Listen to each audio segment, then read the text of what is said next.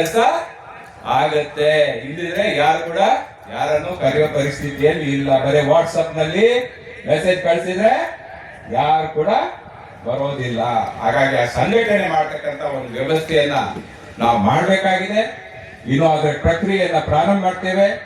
ಮೊನ್ನೆಯ ಜಾತ್ರೆಯಲ್ಲಿ ಅದು ಎರಡೂ ಸಂಘಟನೆಗಳ ಮಹಿಳಾ ಮತ್ತು ಯುವಕರ ಸಂಘಟನೆಯ ಒಂದು ಚಾಲನೆ ಸಿಕ್ಕಿದೆ. ಆ ದೃಷ್ಟಿಯಿಂದ ನಾವೆಲ್ಲರೂ ಆ ಕಡೆ ಪ್ರತಿಯೊಬ್ಬರು ಕೂಡ ಗಮನ ಹರಿಸೋಣ. ಹಳ್ಳಿಯಲ್ಲಿ ಗ್ರಾಮದಲ್ಲಿ ಕೇವಲ ನಮ್ಮ ಜಾತಿಯವರು ಮಾತ್ರ ಅಲ್ಲ. ನಾನು ಹೇಳಿದೆ, MLA ಆಗ್ಬೇಕಿದ್ರೆ MP ಆಗ್ಬೇಕಿದ್ರೆ ಬರೀ ನಮ್ಮ ಜಾತಿ ಓಟ್ ಇಂದ ಮಾಡ್ಲಿಕ್ಕೆ ಸಾಧ್ಯನಾ? ಬೇರೆಯವ್ರ ಜಾತಿ ಓಟ್ ಬೇಕಾ ಬೇಡ? ಎಲ್ಲರನ್ನ ಸೇರಿಸ್ಕೊಂಡ್ರೆ ಮಾತ್ರ ಆಗುವಂಥದ್ದು. ಹಾಗಾಗಿ ಅಂಬಿಗರ ಚೌಡೆ ಕೇವಲ ಬೆಸ್ತರ ಒಂದು ಶಕ್ತಿ ಅಲ್ಲ, ಅದರ ಆಸ್ತಿ ಅಲ್ಲ. ಅಂಬಿಗರ ಚೌಡಯ್ಯ ಇಡೀ ವಿಶ್ವಕ್ಕೆ ಸೇರಿದಂತವರು. ಅವರ ಏನು ವಚನಗಳಿದೆ ಇಡೀ ವಿಶ್ವದ ಕಣ್ಣನ್ನು ತೆರೆಸುವಂತಹ ವಚನಗಳು.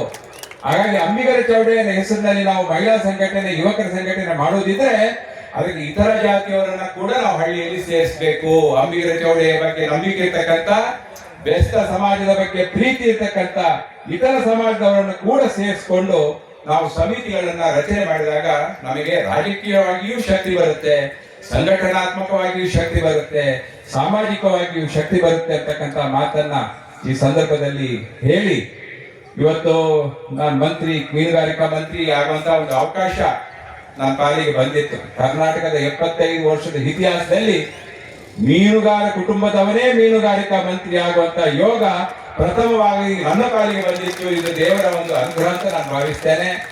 KRS ನಲ್ಲಿ ಸುಮಾರು 350 ಮೀನುಗಾರ ಕುಟುಂಬಗಳು ಜೀತದಾಳುಗಳಾಗಿ, ಯಾರೋ ಒಬ್ಬ ಕಾಂಟ್ರಾಕ್ಟರ್ ನ ಕೈ ಕೆಳಗೆ ಕೆಲಸ ಮಾಡ್ತಕ್ಕಂಥ ಜೀತದಾಳುಗಳಾಗಿ ಕೆಲಸ ಮಾಡ್ತಕ್ಕಂಥ ಒಂದು ವ್ಯವಸ್ಥೆ ಇತ್ತು. 30-40 ವರ್ಷದಿಂದ ಅಲ್ಲಿ KRS ನಲ್ಲಿ ಯಾರು ಮೀನುಗಾರರು ಮೀನು ಹಿಡಿತಾ ಇದ್ರು, ಇನ್ನೊಬ್ಬರ ಪರವಾಗಿ ಕೆಲಸದವರಾಗಿ, ನೌಕರಿಯಾಗಿ, ಯಾವ ಒಂದು ಚಾಕರಿದಾರರಾಗಿ ಏನ್ ಮಾಡ್ತಾ ಇದ್ರು, ಅವರದೊಂದು ಬೇಡಿಕೆ ಇತ್ತು, ನಮಗೆ ಸ್ವಂತ ಲೈಸೆನ್ಸ್ ಕೊಟ್ಟು ನಾವೇ ನಮ್ಮ ಮೀನನ್ನ ಹಿಡಿದು ಮಾರುವಂತ ಒಂದು ಶಕ್ತಿ ನಮಗೆ ಬರಬೇಕು ಅಂತ 30-40 ವರ್ಷದಿಂದ ಅವ್ರು ಪ್ರಯತ್ನ ಪಟ್ಟರು ಕೂಡ ಅವ್ರ ಪ್ರಯತ್ನಕ್ಕೆ ಫಲ ಸಿಕ್ಕಿರ್ಲಿಲ್ಲ.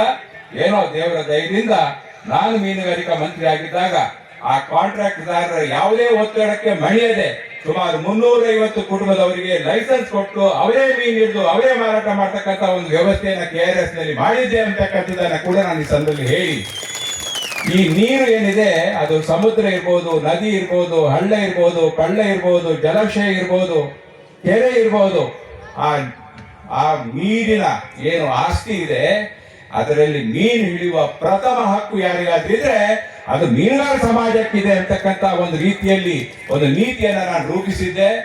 ಈ ರಾಜ್ಯದ 90% ಕೆರೆಗಳನ್ನ, ಸರೋವರಗಳನ್ನ, ಜಲಾಶಯಗಳನ್ನ ಏನು ನಾವು ಲೀಸ್ ಕೊಡ್ತೀವಿ ಅದು ಮೀನುಗಾರರಿಗೆ ಕೊಡಬೇಕು ಅಂತಕ್ಕಂಥ ನೀತಿಯನ್ನ ನಾನು ಮೀನುಗಾರಿಕಾ ಮಂತ್ರಿ ಆಗಿದ್ದಾಗ ನಾನು ರೂಪಿಸಿದ್ದೆ. ಆದ್ರೆ ದುರ್ದೈವಶ ಅದಕ್ಕೆ ಪಟ್ಟಭದ್ರ ಹಿತಾಸಕ್ತಿಯವರು ಅದರ ಹೈಕೋರ್ಟ್ ನಿಂದ ಸ್ಟೇ ತಂದು 7 ವರ್ಷದಿಂದ ಸ್ಟೇಯನ್ನು ಇನ್ನೂ ಕೂಡ ಖಾಲಿ ಮಾಡ್ಲಿಕ್ಕೆ ಆಗ್ಲಿಲ್ಲ. ಅದಕ್ಕೆ ಹೇಳೋದು, ನಮ್ಮ ಸಮಾಜದವರೇ ಮಂತ್ರಿ ಆಗಿದ್ರೆ ಅದನ್ನ ನಮ್ಮ ಪರವಾಗಿ ನ್ಯಾಯ ಒದಗಿಸುವಂತ ಕೆಲಸ ಆಗ್ತಿತ್ತು. ಆದ್ರೆ ದುರ್ದೈವಶಾದ್ರೆ ಹಿಂದೆ ಕೆಲಸ ಮಾಡುವವರು ಯಾರು ಇಲ್ಲದೆ ಇವತ್ತು ಮೀನುಗಾರರಿಗೆ ಆ ಮೀನುಗಾರಿಕೆಯಲ್ಲಿ ಏನು ವೃತ್ತಿಯ ಜೀವನ ಮಾಡ್ತಕ್ಕಂಥ ಮೀನುಗಾರರಿಗೆ ತೊಂದರೆಗಳಾಗಿದೆ. ಇನ್ನು ಮುಂದಿನ ದಿವಸಗಳಲ್ಲಿ ಆ ಹೈಕೋರ್ಟಿನಿಂದ ನಾವು ಒಂದು ಉತ್ತಮವಾದಂತ ಒಂದು ಆದೇಶ ಪಡೆಯುವಂತಾಗಲಿ ಅಂತಕ್ಕಂಥ ಹಾರೈಕೆಯನ್ನು ಮಾಡುತ್ತಾ ಮಂಡ್ಯ ಜಿಲ್ಲೆ ಮತ್ತು ನಮ್ಮ ಶ್ರೀರಂಗಪಟ್ಟಣ ಏನ್ ತಾಲೂಕಿದೆ ಇಲ್ಲಿ ನಾವು ಇನ್ನಷ್ಟು ಸಂಘಟನೆಯನ್ನು ಬಲಪಡಿಸೋಣ. ಹಳ್ಳಿಯಲ್ಲಿ ನಾವು ಸಂಘಟನೆ ಮಾಡೋಣ. ಕೇವಲ ಮೇಲ್ಮಟ್ಟದಲ್ಲಿ ಸಂಘಟನೆ ಮಾಡಿದ್ರೆ ನಡೆಯೋದಿಲ್ಲ ಎಂತಕ್ಕಂಥ ಮಾತನ್ನ ಹೇಳಿ, ಅಂಬಿಗರ ಚೌಡಯ್ಯನವರು ಅತ್ಯಂತ ನೇರವಾಗಿ ಮಾತಾಡ್ತಕ್ಕಂಥವ್ರು, ಮುಖಕ್ಕೆ ಹೊಡೆದಂಗೆ ಬಡ್ದಂಗೆ ಮಾತಾಡುವಂತವ್ರು.